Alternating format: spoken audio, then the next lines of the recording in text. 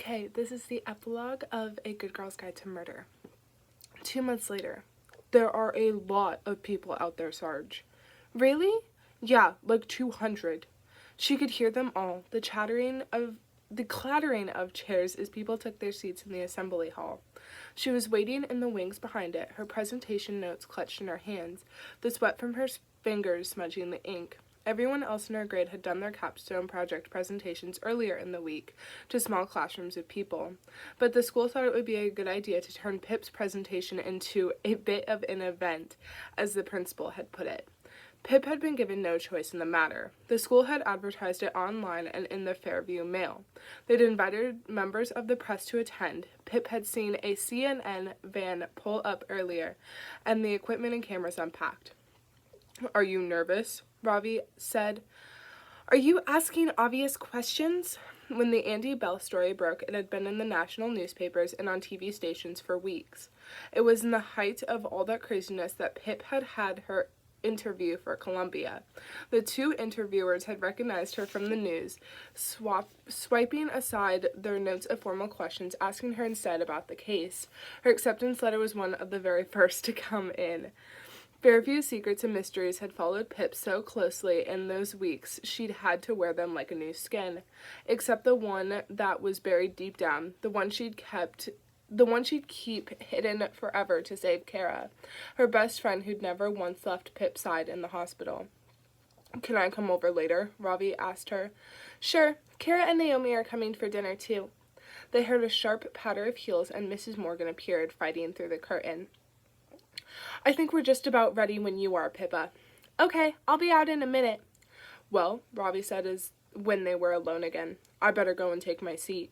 He smiled, put his hands on the back of her neck, fingers in her hair, and leaned in to press his forehead against hers. He told her before that he did it to take away half her sadness, half her headache, half her nerves before her Columbia interview, because half less of a bad thing meant there was room for half good. Oh, that's so cute. He kissed her, and she glowed with that feeling, the one with wings. Yay! Oh, they got together. That's so great. "You bring the rain down on them, Pip." "I will." "Oh," he said, turning one last time before the door.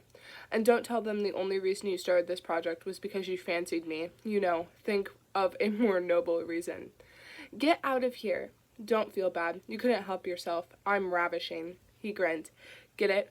Ravi Shing, Ravi Singh." "Sign of a great joke, having to explain it," she said. "Now go." She waited another minute, muttering the first lines of her speech under her breath, and then she walked out on stage. People weren't quite sure what to do. About half the audience started clapping politely, the news cameras panning to them, and the other half sat deadly still, a sea of eyes stalking her as she moved.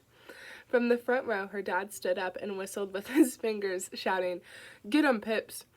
Her mom swiftly pulled him back down and exchanged a look with Nisha Singh sitting beside her. Pip strode over to the principal's lectern and flattened her speech down on top. "Hi," she said, and the microphone screeched, cutting through the silent room. Cameras clicked. "My name is Pip, and for my senior capstone project, I decided to solve a murder. I did not know that this project would put myself, my friends, and my family in danger and would end up changing many lives. But what I do know," she paused, "is that this town and the national media still don't really understand what happened here at all. I am not the prodigy student who found the truth for Andy Bell, keeping Sal Singh and his brother Ravi regulated to small side notes. This project began with Sal, to find the truth for him." Pip's eyes found Stanley Forbes in the third row, scribbling away in an open notebook. She still wondered about him and the other names of her persons of interest list, the other lives and secrets that had crisscrossed this case. Fairview still had its mysteries, unturned stones, and unanswered questions. This town had too many dark corners. Pip had learned to accept she couldn't shine a light into each and every one. Stanley was sitting just beside her friends, Kara's face absent among them. As brave as she had been through everything, she decided today she would have been too hard for her. "I couldn't have fathomed," Pip continued, that when this project was over, it would end with 4 people in handcuffs and 1 being set free after 5 years in a makeshift prison cell. Elliot Ward has pleaded guilty to the first-degree murder of Sal Singh and to kidnapping in the first degree of Asla Jordan. His sentencing hearing is next week. Becca Bell will face trial later this year for the charges of criminally negligent homicide, illegal disposal of a dead body, and tampering with evidence. Max Hastings has been charged with 4 counts of sexual assault and 2 counts of rape, and will also be tried later this year. And Howard Bowers has pleaded guilty to the charge of possession with intent to sell. She shuffled her notes and cleared her throat.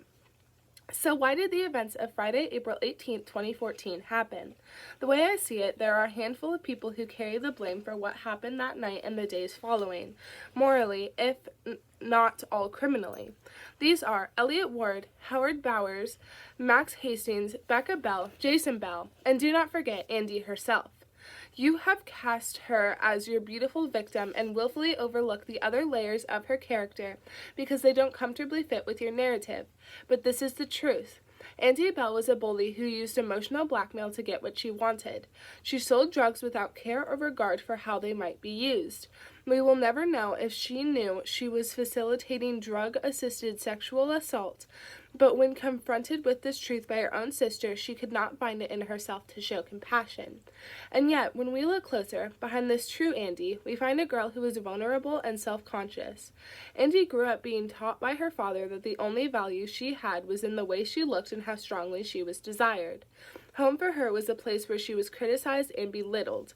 Andy never got the chance to become the young woman she might have been away from that house, to decide for herself what made her valuable and what future she wanted. And though this story does have its monsters, I found that it is not one that can be so easily divided into the good and the bad. In the end, this was a story about people and their different shades of desperation crashing up against each other. But there was one person who was good until the very end, and his name was Sal Singh. Pip looked up then, her eyes going straight to Robbie, sitting between his parents. "The thing is," she said, "I didn't do this project alone, as the guidelines require. I couldn't have done it on my own, so I guess you're going to have to disqualify me." A few people gasped in the audience, Mrs. Morgan loudly among them, a few titters of laughter. "I couldn't have solved this case without Robbie Singh. In fact, I wouldn't have survived it. So if anyone should speak about how kind Sal Singh was, now that you're all finally listening, it's his brother." Robbie stared at her from his seat, his eyes wide in that telling off way that she loved. But she knew he needed this, and he knew it too. She beckoned with a tilt of her head, and Robbie got to his feet. Her dad stood up too, whistling with his fingers again and smacking his big hands loudly together. Some of the students in the audience joined in, clapping as Robbie jogged up the steps to the stage and walked over to the lectern. Pip moved back from the microphone as Robbie joined her. He winked at her, and Pip felt a flash of pride as she watched him step up to the lectern, scratching the back of his head.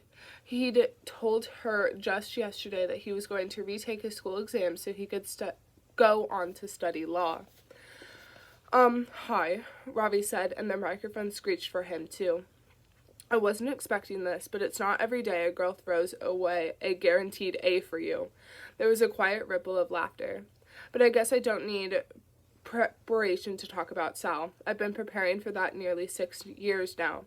My brother wasn't just a good person. He was one of the best. He was kind, exceptionally kind, always helping people, and nothing was ever too much trouble. He was selfless. I remember this one time when we were kids, I spilled chocolate milk all over the carpet, and Sal took the fall for me so I wouldn't get in trouble. Sorry, Mom. Guess you had to find out sometime." More chuckles from the audience. Sal was cheeky, and he had the most ridiculous laugh. You couldn't help but join in. And, oh yeah, he used to spend hours drawing these comics for me to read in bed because I wasn't a great sleeper. I still have them all. And damn, Sal was clever. And damn was Sal clever. I know he would have done incredible things with his life if it hadn't been taken away from him. The world will never be as bright without him in it. Robbie's voice cracked. And I wish I'd been able to tell him all this when he was alive. Tell him he was the best big brother anyone could ever wish for. But at least I can say it now on this stage and know that this time everyone will believe me." He looks back at Pip, his eyes shining, reaching out to her. She drew forward to stand with him, leaning into the microphone to say her final lines. "But there was one final player in this story, Fairview, and it's us. Collectively, we turned a beautiful life into the myth of a monster. We turned a family home into a ghost house, and from now on, we must do better." Pip reached down behind the lectern for Robbie's hand, sliding her fingers between his. Their entwined hands became a new living thing, her fingertips perfect against the tips of his knuckles, like they'd grown just that way to fit together. "Any questions?"